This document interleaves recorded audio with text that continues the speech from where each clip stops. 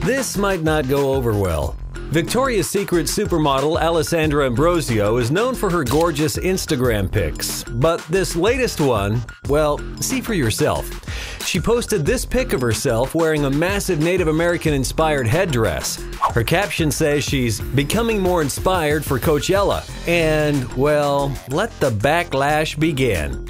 Comments began flooding in regarding the inappropriate use of the Native American symbol, and fans urged her to have some respect, as they put it.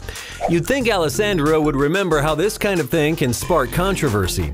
In 2012, Victoria's Secret issued an apology after Karlie Kloss wore a feathered headdress in their famous fashion show.